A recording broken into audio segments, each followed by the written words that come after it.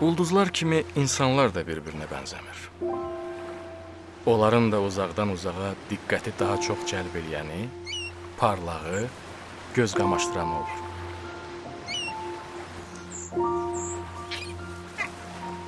Elələri də var ki, gözə çarpsalar da cəmiyyətdə heç bir müsbət enerjisi olmur.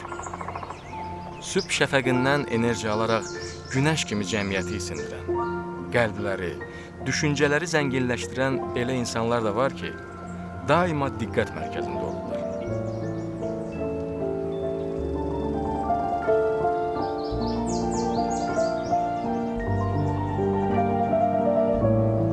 Belə insanlar sırasında Azərbaycanın siyasət aləmində, dövlət xadimləri arasında gözə çarpan, dəyər və qiyməti ilə seçilən görkəmli vəzifə sahiblərindən biri də Milli Məclisin Sosial Siyasət Komitəsinin sədri, millət vəkili, siyasi elmlər doktoru, professor Hadi Rəcəblidir.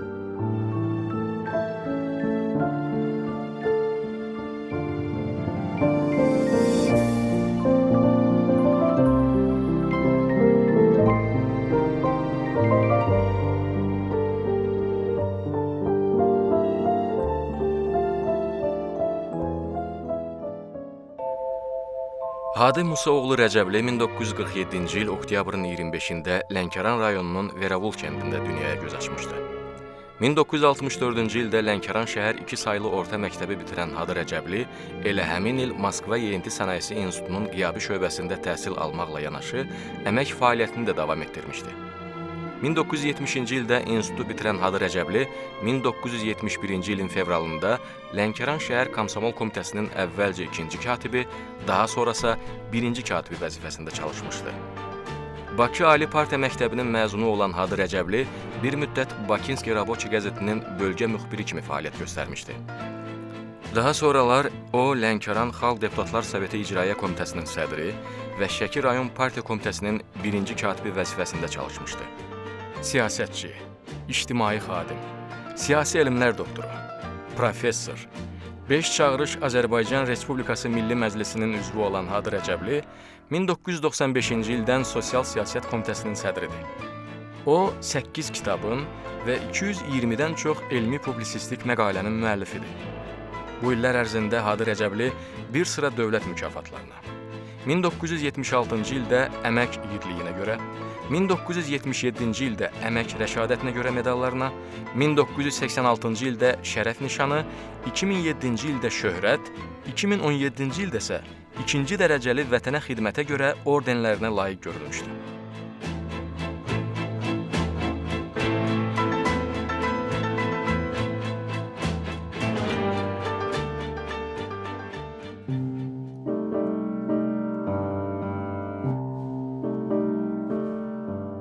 Lənkəran tarixində diqqəti cəlb edən maraqlı səhifələr çoxdur. Bu səhifələrdən biri də Hadi müəllimin İranın Ərdəbil vilayətinin Nəmin kəndindən Azərbaycana gəlib çıxan ulu babalarının yazdıqları səhifədir. Hadi Rəcəblinin həm xan, həm də nüfuzlu ruhanilər nəslindən olan ulu babaları başda Kərbalayı Ocaqqulu olmaqla bu yerləri özləri üçün yaşayış yurdu seçmişlər. Veravulda Kərbalayı Ocaqqulunun təşəbbüsü ilə onun yaşadığı məhəllə Mirhəsən xanın şərəfinə Həsənoba adlandırılmışdı. İndi də Hadi Rəcəblinin ata-babaları yaşayan məhəllə Həsənoba adlanır. Bu məhəllədə indi də Məşədi Əli Rəcəbovu, Kərbalayı Yunus Bəylərovu, Kübra nənəni, Musa kişini, Firuzə xanımı rəhmətlə tez-tez anırlar. Düşünürəm ki, insan üçün həyata baxış həmişə ana ilə əlaqəli olur. Mənim ömrüm də anamla bağlı olub. Nə qədər qəribə olsa da, mən Lənkərandan Bakıya köçəndən sonra Lənkəranın adı, mənası, Lənkəranın dadı mənim üçün anamla əziz idi. Və mən hər dəfə Lənkərana gələndə bir 10 dəfə telefonla danışırdıq ki, hardasan, necə gəlirsən, necə çatırsan. Və onun qapının ağzında məni gözləməsi və qucaq açıb, əllərini açıb məni qucaqlaması bu mənim üçün həyat idi. Və mən o vaxtlar anam sağ olanda Lənkəranın və həyatın dadını anamdan alırdım. Hadi mənim böyük balamdır, ilki balamdır, nobar balamdır. Hadi mənim oğlum olmaqla bərabər, Hadi mənə qardaş olub, ata olub, arxa olub, dayı olub balalarımı böyütməyində. Hadiri mən uşaq ikən, hələ körpə idi, təzə anadan olmuşdu. Anam gəldi, mən bizim evə. Gəldi mənə dedi ki, qızım, sən cavansan, birdən çaşıb, uşaq ağlayar, narahat olar. Sən ona birdən artıq əski söz deməyəsən, qarqız çəkməyəsən, yaxşı nazlar verəsən. Məlakələr onun çiynində yazar onu. Anam getdi, mən Hadiyə belə nasirdim. Dedim, kastom alaram sənə, bastom alaram sənə. Moskvadan məktub yazarsan mənə. Sən diplomu alanda təbrik yazaram sənə. Raykom adı alanda əhsən deyərəm sənə. Alim adı alanda qurban kəsərəm sənə. Həqiqətən də mənim dediklərimi elə bütün məlakələr Hadinin çiynində yazmışdı. Həmişə mən onun şəklini şərəf lövhəsində görmüşəm. Həmişə mənə baş ucalıq verib. El içində mənim başımı ucaldan Hadi olubdu.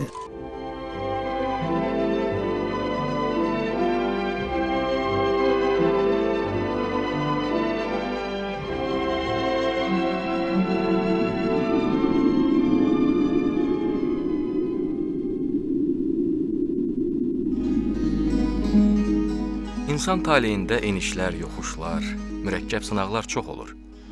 Rəcəblilər ailəsi də həyatın sınaqları ilə çox üzləşmişlər. Ailə böyük olduğu üçün vəziyyət çox ağır idi. Yeniyetmə Hadi işləməli olur.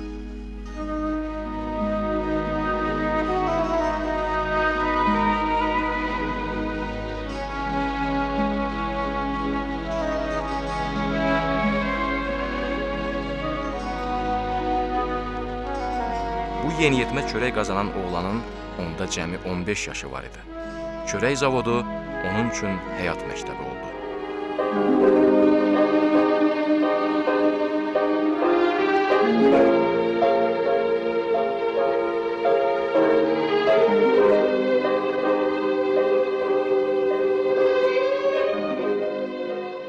Bərəkətinə qurban olum. Allah heç bir xalqı çörəklə sınağa çəkməsin. Mənə qismət olub 62-63-cü illərdə xalqın çörəkdən çəkdiyi əziyyət. Şükür olsun Allaha. Allah bu çörəyə bərəkət versin. Allah cəmaətimə, xalqıma, millətimə bu çörəyi çox görməsin. Bu çörəkdə böyük xeyir bərəkət var. Bu çörəkdə böyük hikmət var. Bu çörək hər şeyin təməlidir.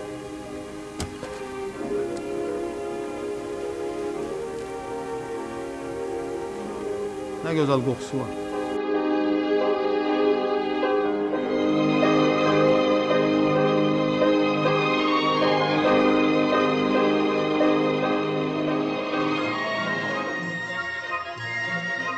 Bütün çətinliklərə baxmayaraq, o Lənkəran şəhər 2 saylı orta məktəbi əla qiymətlərlə bitirdi.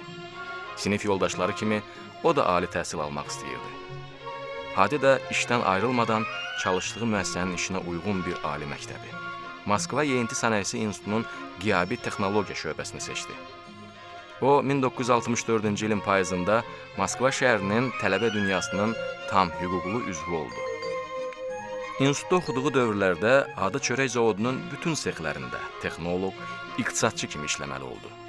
Hadi institutu fərqlənmə diplomu ilə bitirdi və onun taleyinin yeni səhifəsi yazılmağa başladı.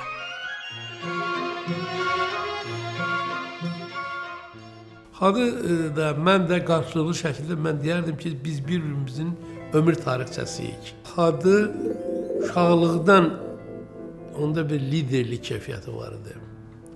Uşaqlıqdan zəhmətkeş bir oğlandı, uşaqlıqdan çalışırdı. Hadi mənim ən etibarlı dostlarımdan biridir. Təsəvvür edin ki, bu vaxta qədər orta məktəb illərindən yadigar qalan dostlarımdan bir 25-30 uşaq idik. Yeganə Hadi ilə biz dostluq edirik. O vaxtdan ta indiyə qədər. Və təsəvvür edin ki, biz orta məktəbdə oxuyanda bir partada otururduq.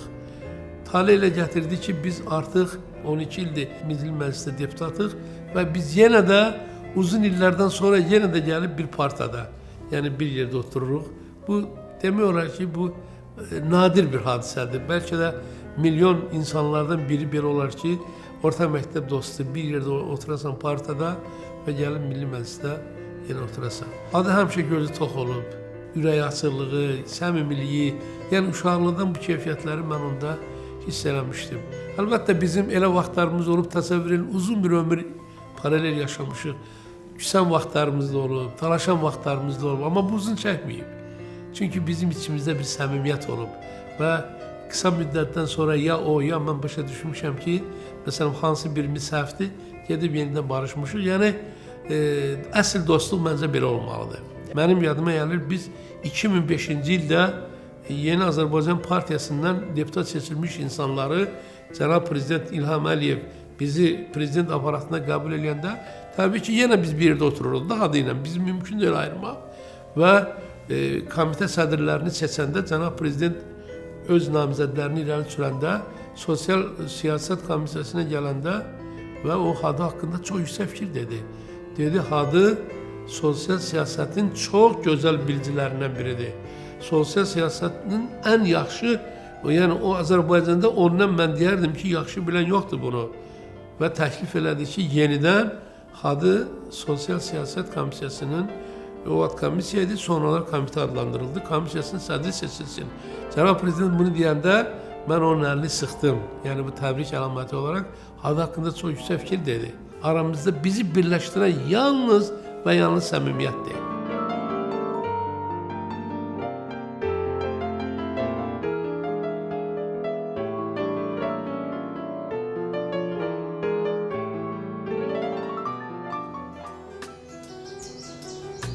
İnsan taleyində bəzən təsadüflər onun həyatının dönüş nöqtəsi olur.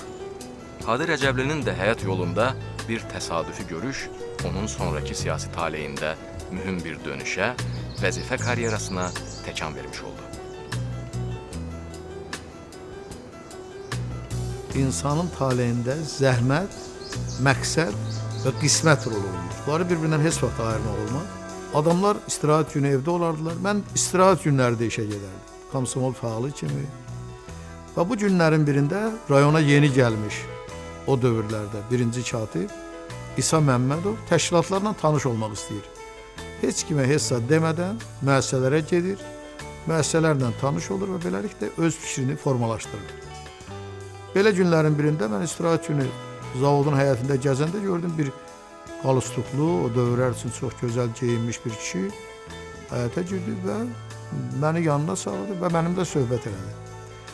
Bu söhbət, bu görüş mənim həyatımda xüsur olundu. Bir həftədən sonra məni rayon komsomol təşkilatının ikinci katibi tövsiyə elədilər. Və o andan mənim ictimai siyasi, demək, peşəkar siyasi fəaliyyətim başladı.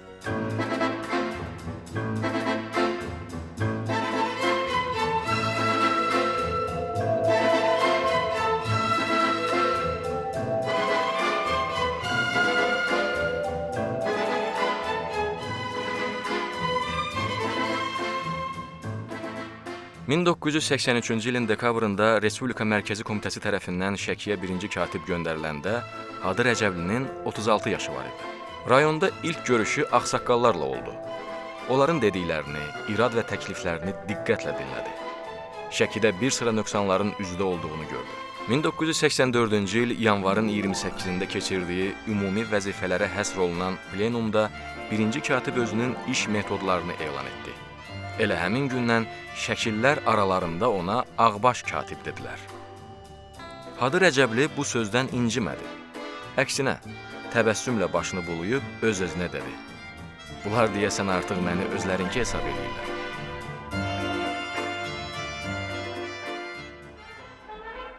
Şəki Hadi Rəcəbli üçün bir də ona görə doğma və əzizdir ki, ailənin son beşiyi Tural Şəkidə dünyaya göz açıb. Bu doğum evi də o dünyaya gələndə birinci katibdən şəkillərə hədiyyə olundu. Uca dağlar qatar, qatar, dörd devrənə çəkib hasar, nə gəzmək oylar. Bugün Şəkinin bir çox yerlərində izinin olmasından, insanların ona olan sevgisindən Hadı Rəcəbli qürur duyub fərəhlənir. Dağlarını çox gəzmişəm, bulağından su içmişəm, dayanır bir dağ tək. Neçə min illik tarixi olan Şəkinin həyatında Hadı müəllimin öz dəsti xətti var, öz sözü var, öz yeri var, qətiyyən mübaliğə olmaz. Şəkiyə bir yeni baxış gətirdi, bir yeni nəfəs gətirdi. Yəni, onun belə bir sözü var idi ki, tez-tez deyirdi ki, Şəkidə bir şey tikməkdən çox, söhmək çətindir, yəni tarixi bir şəhərdir. Əlimizi hara qoyurduqsa deyirdilər, bura dəymə, ora dəymə. Bəs necə tiksin? Yəni, bu çətinliklər var idi. Amma adı mən bu işlərin öhdəsindən çox bacarıqla gəlirdi. Nə qədər unudulmuş, deyərdim, qadağan olunmuş sahələr vardı ki, Adı müəllim onları yenidən dirçətdi. Məsələn, Şəkidə şirniyyat, şəki halvasını pişirməyə qadağan eləmişdilər. Niyə? Heç kim bilmirdi. Yəni, bu Sovet ticarəti vardı, insanlar məcbur idi ki, gedib bu Sovet ticarətindən alsınlar o şirniyyat məhsullarını. Amma Şəki tarixi bir şəhərdir və bunun özünə məxsus ən azından Şəki paxlavası var. Şəki şirniyyatı var. Yerli xüsusiyyəti vardı, burada adamlar onu pişirməyə bacarırdılar. Adı müəllim şirniyyat evi var Şəkidə. Halbuki bu qadağan olunmur. Biti bişirməyi qadağan eləmişdilər. Bir gün deməli yığıncaqdan qayıdırdıq. Bizi yolda saxladı, dedi bitki ilə aranız necədir? Dedi çox əla, çox yaxşı bir şeydir. Dedi ki, sevini biləməyiniz, belə bilərsiniz biti yeməyə gedirik, bitini qadağan eləyirlər. Dedi daha qadağan eləyirlər, bizə dəxli var ki, qadağan eləyirlər. Dedi eləcək sizə dəxli var, bitini yeyə bilirsiniz, müdafiə eləyə bilmirsiniz. Və biz Ticarət Nazirinə açıq məktub yazdıq. O zaman ki, bəs hanı Şəki bitsin? Şəkidə kitab evinin açılışı, rəsm qalereyasının açılışı, mən deyərdim, belə körpülərin açılışı, məscidlərə minarələrin təzədən bərpa olunması. Adı müəllim sübut elədi ki, elə bizim tariximizə qayğıdır bu. Bizim ruhlarımıza, bizim atalarımıza, bizim babalarımıza qayğıdır. Və çox qısa bir zaman kəsiyində o özünü tanıtdı, o özünü sevdirdi və mən sizə deyim ki, Şəkinin yeni yaşayış məhəllələrinin salınmasında iştirak elədi. Məsələn, indi şəhərin günbatan hissəsi Adı müəllimin dövründə salınıb. O böyük prospekt, o bağ, o park Adı müəllimin adı ilə bağlıdır. Onun televiziyada çıxışlarını və qəzetdə, mətbuatda, radioda çıxışlarını eşidən kimi deyirlər ki, bizim Adı müəllim danışır. Bizim Adı müəllim. Yəni bu sözdə bir doğmalıq var, bir yaxınlıq var, bir səmimiyyət var. Adı müəllim bu səmimiyyəti öz halal zəhməti ilə qazandı.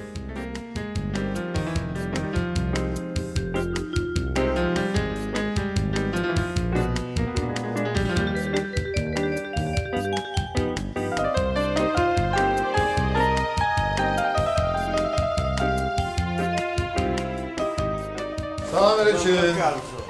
Neydesin? Sağ ol, siz yaxşısınız. Deyirəm Şəkiyə gələsən. Şəkə baxmaya gəlirsən. Gəlib Şəki paxlavası almayasan. Almayasan, ha. Heç belə iş olar. Baxma, sizdən ev almışsınız. Qarşısında binalar. Bir adama verməmişim, nə qədər adama verməmişim. Bilir də. Sən yaxşı kişisən, yaddan çıxartma. Sağ ol. O da belə adam. Çıxarmaq olar. Çox sağ ol. Mən bax 2 gündür buradayam, harada görüşürük, gedirik, o söhbətləri eşidirəm, mənim bir ürəyim asılır.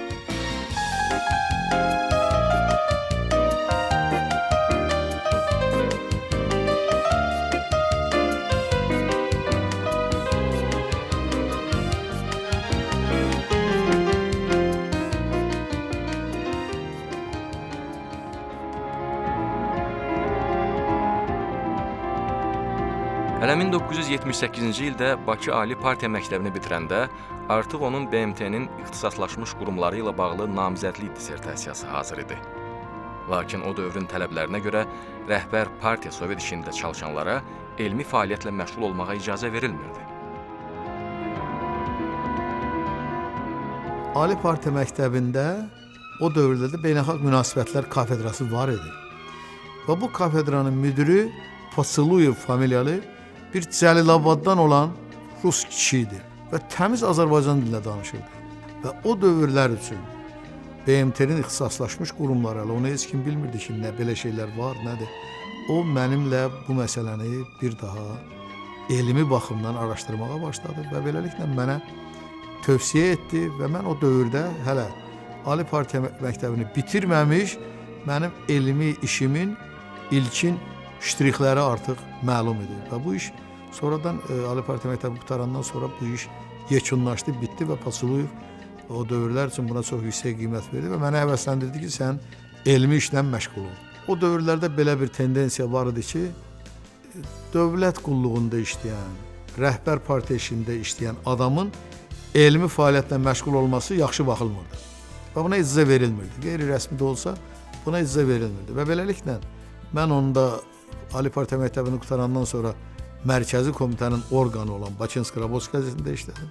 O artıq hesab olunurdu nomenklatur vəzifə. Və sonradan şəhər icra hakimiyyətinin başçısı oldum. Mərkəzi Komitənin işçisi oldum və beləliklə bu dövrlərdə mənə demək, onu müdafiə eləmək imkanı verilmədi.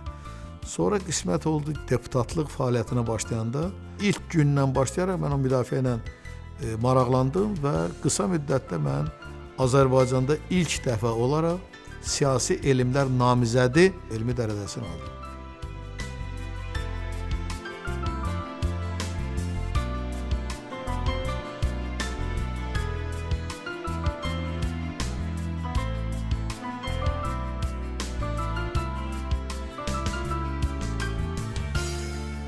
Pedaqoji fəaliyyətlə mütəmadi məşğul olan Hadi müəllim əvvəllər Bakı Dövlət Universitetinin Beynəlxalq Münasibətlər kafedrasında, daha sonrası Dövlət İdarəçiliyi Akademiyasında eyni adlı kafedrada pedaqoji fəaliyyətini davam etdirmişdi.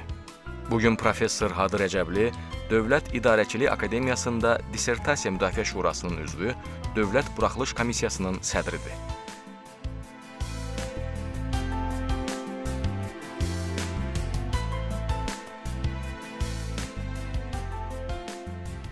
O dövrlərdə mən Nazirlər Kabinetində qaçqınların və məcburi köçkünlərin işləri üzrə şöbə vardı.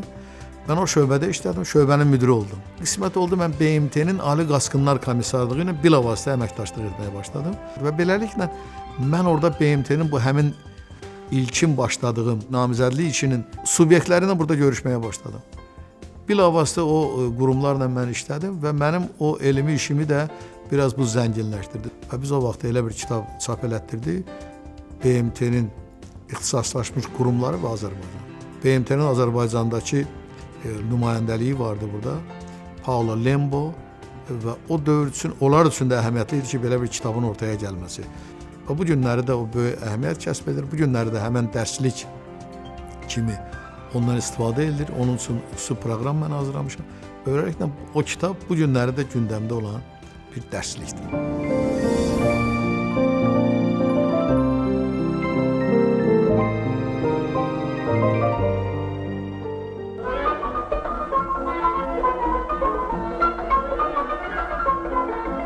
Lənkəran. Böyük Rus şairi Nikolay Tixonovun heyrətdən pıçıltı ilə dilə gətirdiyi Cənub mirvarisi. Möcüzədir, nağıldır Lənkəran meşələri. Buranın təbiətinin seyrinə dalmaq, havasını udmaq, insanları ilə ünsiyyətdə olmaq bir başqa aləmdir.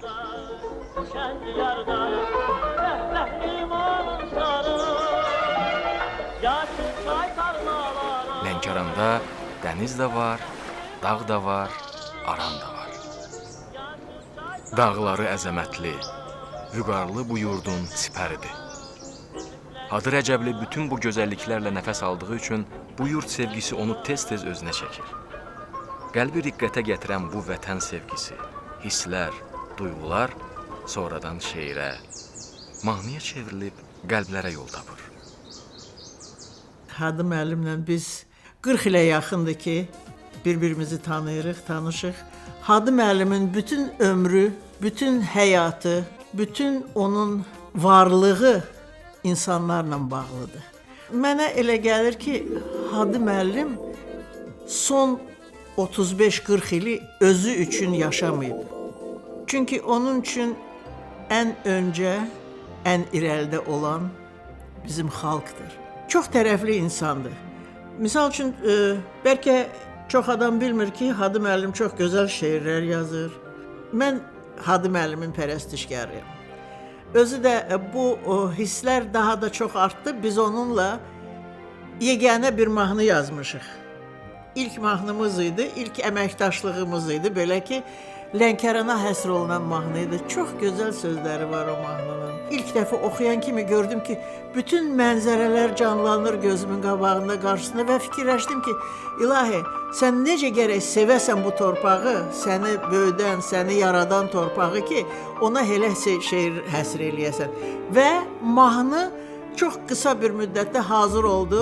Hadi müəllim, mən sizi çox istəyirəm. Arxandadır sinən dəniz, bulaqların qaynaq, hər gözəlim bir gül bəniz, çatma qaşlı almayana. Hər gözəlim bir gül bəniz, çatma qaşlı almayana.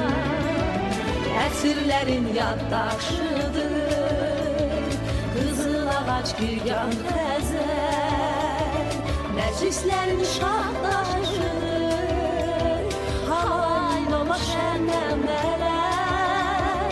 Məclislərin şahdaşıdır, halayla şənləmələr.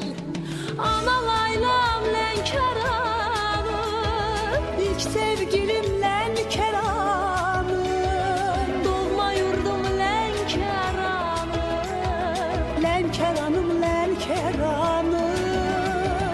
Ana laylam Lənkəranım, ilk sevgilim Lənkəranım, doğma yurdum Lənkəranım, Lənkəranım, Lənkəranım.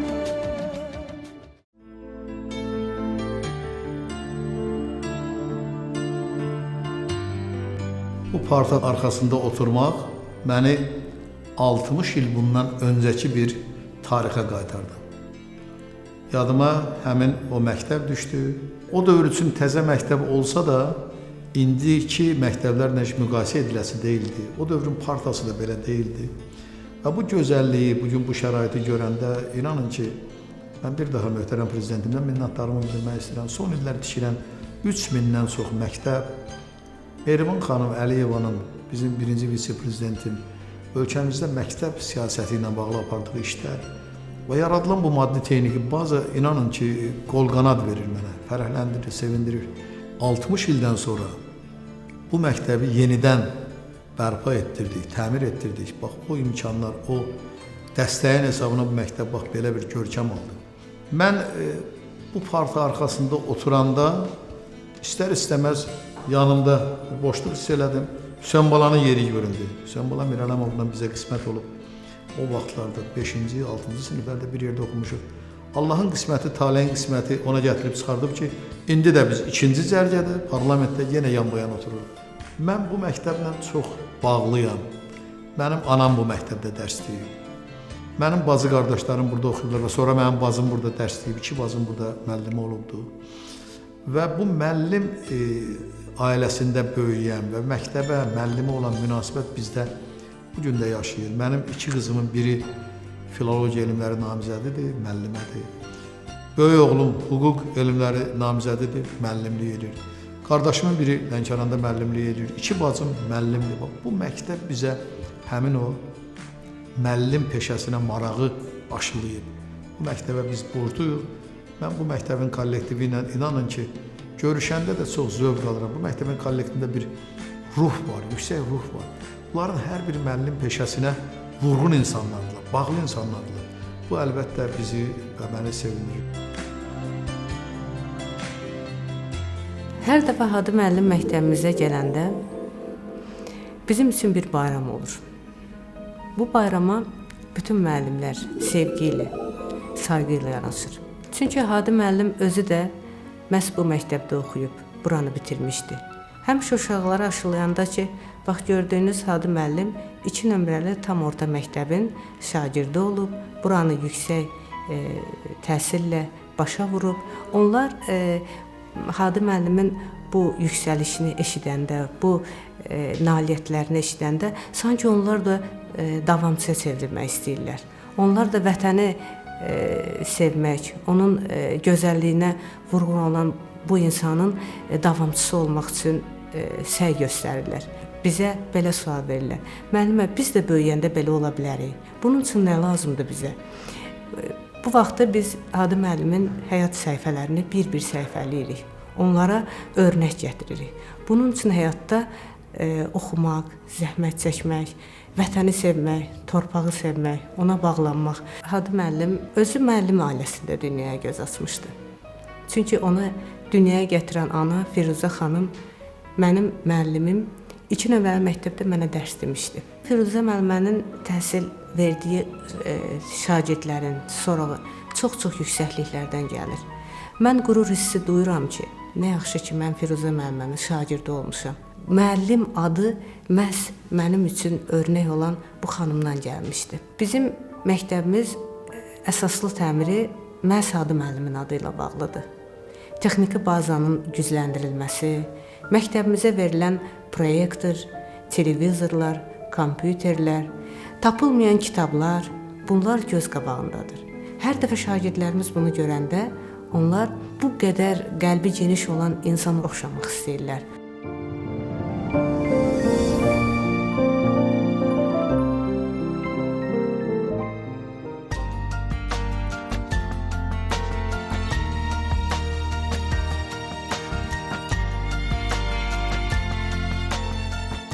Milli Məclisə 5 çağırışda məhz doğma yurdundan seçilməyi, həmvətənlərinin yüksək etimadını qoruyub saxlaya bilməyi onu bu bölgəyə daha möhkəm tellərlə bağlamışdır. Son 22 ilə yaxın vaxt ərzində həm yerlilərinin Milli Məclisin üzvü statusunu məhz onun şəxsində görmək istəklərini də təsadüfi saymaq olmaz. Tez-tez gənclər və ağsaqqallarla görüşən Hadi müəllim onların problemlərini öz problemləri hesab edir. Bu ünsiyyət bir millət vəkili kimi ona yeni bir müsbət stimul verir.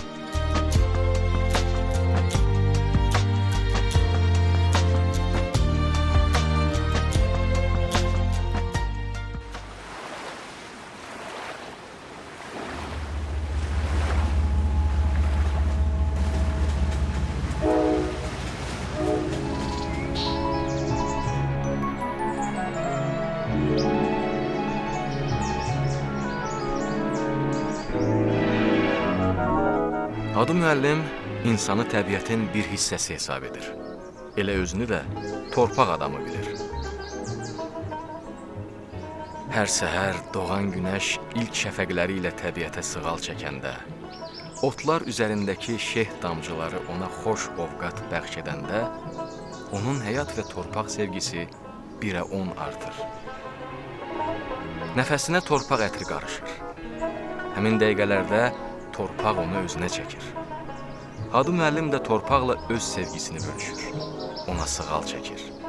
Ağac əkir ki, onun bəhrəsini övladları görsün. Əkdiklərinin bəhrəsini görəndəsə, ürəyi açılır.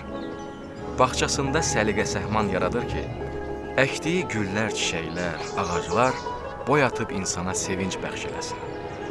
Vaxt tapandasa üz tutur təbiətin qoynuna. Təbiətlə baş-başa olanda, o özünü ona ünvanlanan hər cür haqsızlıqlardan, pisliklərdən, çamırlardan hifz olunmuş bilir. Təbiət ona güc, qüvvət, yeni həyat eşqi bəxş edir.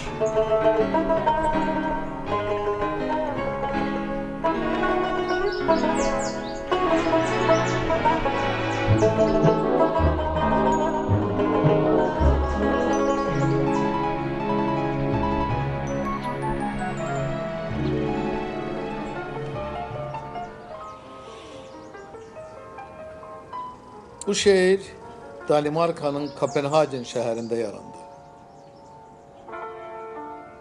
Uzaq səfərdə hara baxdımsa nəsə çatmadı. Bir həsrət məni boğdu, bir arzu, istək məni sıxdı. Bax, həmin bu əhval-ruhiyyədən belə bir şeir yarandı. Sənin yerin görünür. Mən dözümsüz, sən bunları bilirsən. Mən deyincən, sən danışıb gülürsən. Mən kövrəlsəm, göz yaşımı silirsən. Toxtamaqsın, sənin yerin görünür. Mən qüssəli, sən dərdimə qalanım. Mən əsəbi, sən mülayim olanım. Mən qayğılı, sən qayğıkeş insanım. Xoşbəxtlik üçün sənin yerin görünür. Mən yaddaşsız, sən yadıma salanım. Mən qadalı, sən qadamı alanım. Mən alovlu, sən odlara yananım. Varlığım üçün sənin yerin görünür. Mən övladı istəyənəm, sən onların dəlisi. Mən uşağı danlayanam, sən gülüb gülməlisi. Mən üçün nəvə 2-2, sən üçün olsun 50'si. Babayamsa cüt yerimiz görünür. Mən həyatı sənlə qoşa qururam. Mən səninlə başla başa dururam. Sənsiz hər şey qaranlığa bürünür. Mehribanım, sənin yerin görünür, sənin yerin görünür. Biz Hadi müəllimlə 45 ildir bir yerdəyik. Mən Bakıda böyümüşəm, Bakıda anadan olmuşam. Bakıda universitet bitirmişəm və ailə qurmaq üçün belə bir vəziyyətə gəldik ki, getdik rayonda yaşadıq. Rayona köçdük. Mənim anam mənə tövsiyələr verdi. Mənə dedi ki, mənim qızım, Bakı mühiti ilə rayon mühitində böyük fərqlilik var. Həmişə öz hərəkətində, öz danışığında diqqətli olasan, həmişə özünə fikir verəsən. Özü də sənin yoldaşın rayonun komsomolun birinci katibidir. Bacardığın qədər özünü elə apar ki, sənin haqqında söz getməsin. Mənim çox gözəl bir qaynanam var idi. O da müəllimə idi. Məni öz məktəbinə düzəltdi işə. Çox gözəl bir insan, çox mehriban, çox isti, çox ali bir insan idi.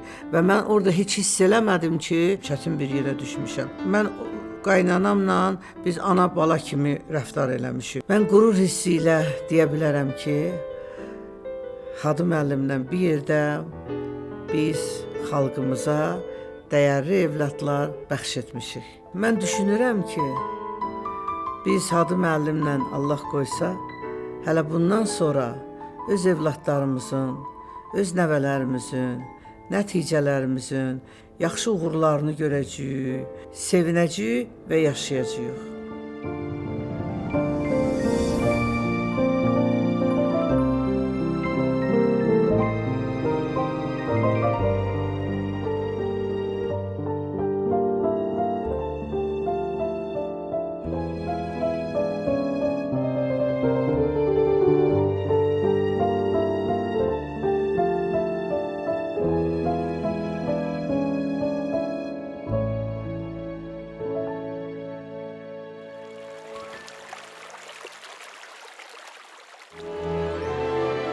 1992-ci il noyabr ayının 21-də Azərbaycanın ictimai-siyasi həyatında tarixi bir hadisə baş verdi.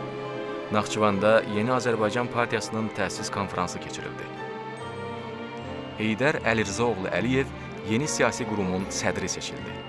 Ulu öndərin yeni siyasi addımı cəmiyyətdə böyük hadisə kimi əks-səda doğurdu.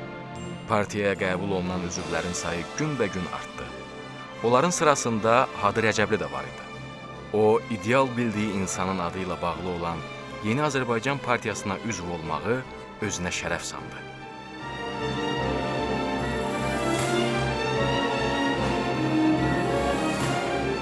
Bugün partiya fəalı olan Hadi Rəcəbli Yeni Azərbaycan Partiyası Siyasi Şurasının üzvüdür.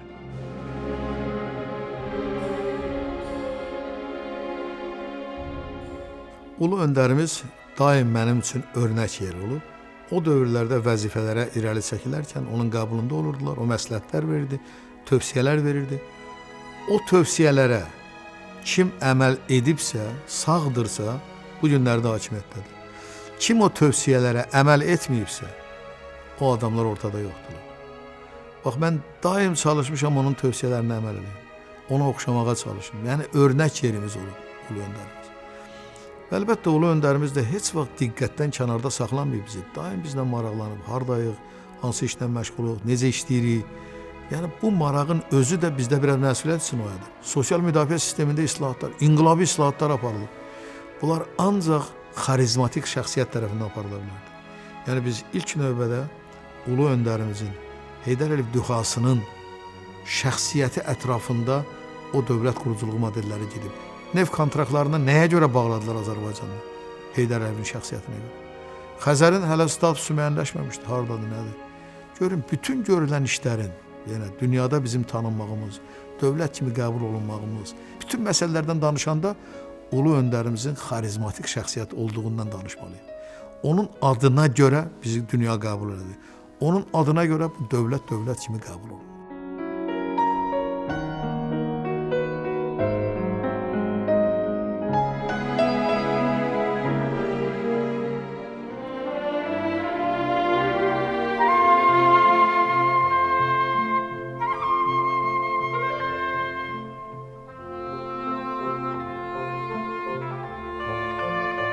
Milli Məclisin Sosial Siyasət Komitəsinin fəaliyyət dairəsi də sosial sözünün daşıdığı məna yükü qədər ağır və əhatəlidir.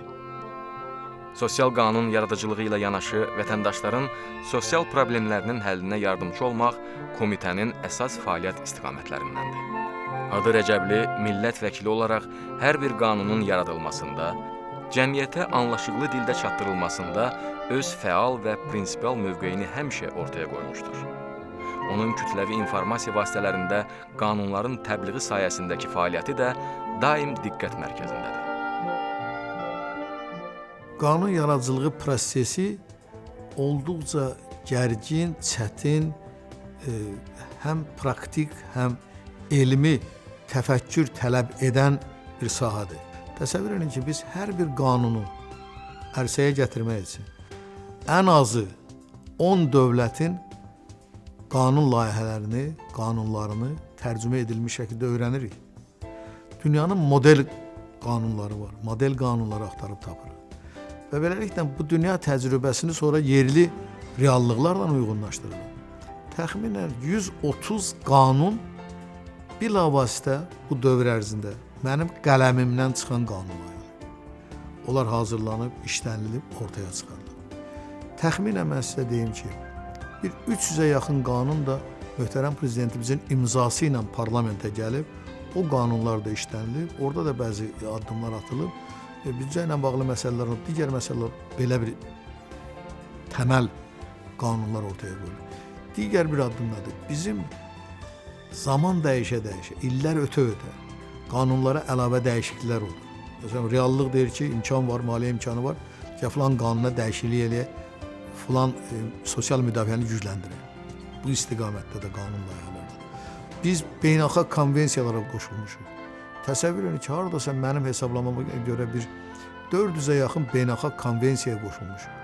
Bunlar BMT-nin konvensiyaları da olub, ikitərəfli dövlətlərin sazişləri də olub və beləliklə biz dünyaya qanun yaradıcılığı istiqaməti ilə də, qanunlarla da inteqrasiya etmişik. Hüquqi dövlət qurmuşuq. Və eyni zamanda burada insan hüquqlarının qorunması, demokratik cəmiyyət elementləri öz əksini tapırdı. Və təsəvvür edin ki, bizim qanunlarımız, mən söyleyeyim ki, bizim komitədə hazırlanan 2 qanun, biri MDB məkanında model qanun kimi qəbul olunub, biri isə dünya miqyasında model qanun kimi qəbul olunub. Mən bundan iftixar edirəm. Mən hesab edirəm ki, parlamentin xidmətlərindən biri də budur ki, dünyavi qanunlar ortaya qoya bilib.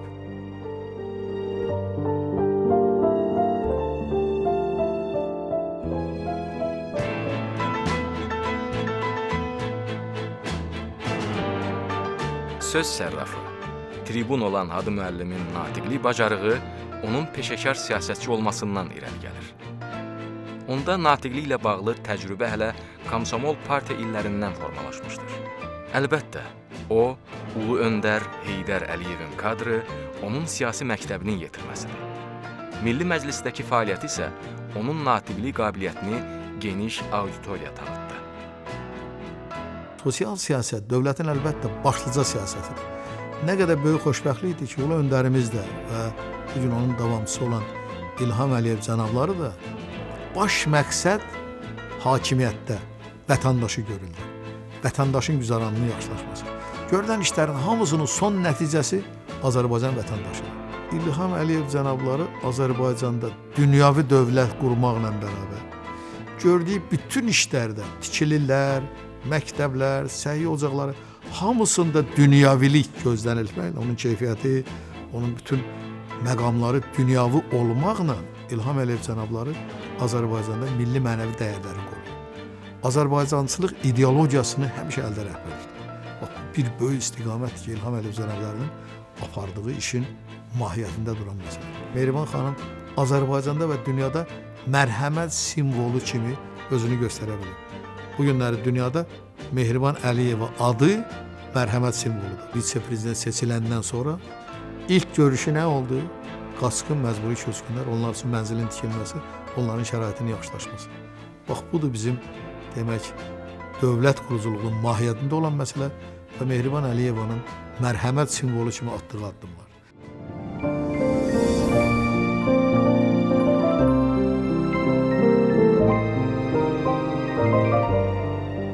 Hər bir insan üçün ata bir örnəkdir, bir belə deyək, nail olmaq arzuladığım bir insandır ki, biz çalışmışıq atamıza oxşayaq. Birinci ən gözəl xüsusiyyəti qarşısında məqsəd qoyub ona nail olmaqdır.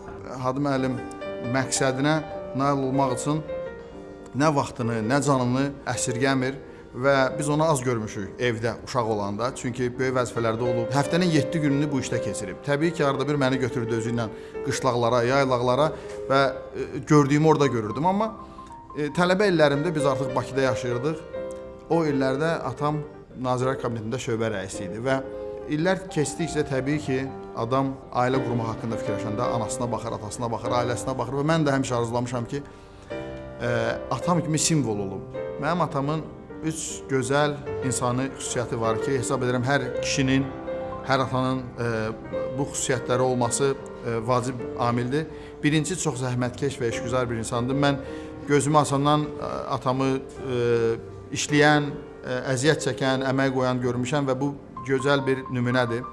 İkincisi, intizamlı insandır. Həmişə bizlərdən də o insanı tələb edir və üçüncü, sadiq insandır. Dostlara, ailəyə, rəhbərliyə və bu xüsusiyyətdə mən hesab edirəm ki, təqdirə layiq, nümunəvi bir xüsusiyyətdir. Bu 3 gözəl xüsusiyyəti var atamın.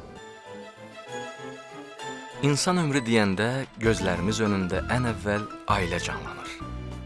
Çünki bütün ömürlər ailədən başlayır. Ailədə bərqərar olur. Baba, nənə, ata, ana, övlad, kürəkən, gəlin, quda, nəvə insan həyatının ailədə və onun ətrafında canlı obrazlarıdır. Ata-ana üçün ən şirin nemət övladdır. Hadi müəllimin bir xoşbəxtliyi də ondadır ki, o hər gün evdən xoş əhval-ruhiyyə ilə çıxır və o ocağa qayıtmağa tələsir. O, övladlarına baxıb fərəhlənən atadır. Ad günün mübarək baba, mən sənin çox istəyirəm.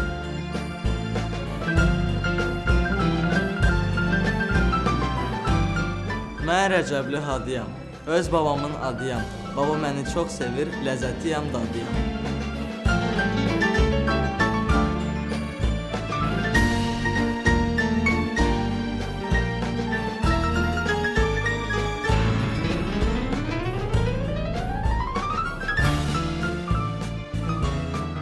Xoşbəxt o adamdır ki, onun ləyaqətli dostları olsun. Xoşbəxt o insandır ki, onun əməli salih övladları olsun. Xoşbəxt o insandır ki, o insanın özünə bab həyat yoldaşı olsun. Xoşbəxt o insandır ki, onun işindən insan zövq ala bilsin. Bax, mənim ləyaqətli dostlarım, əməli salih övladlarım var. Özümə bab xanımım var və işimdən də ki, Allaha şükür, razıyam. Mən hesab edirəm ki, bu xoşbəxtliyim mənim üçün başa düşdüyüm amilləridir və bunların hamısına mən nail ola bilmişəm. Mən sözün əsl mənasında xoşbəxtəm.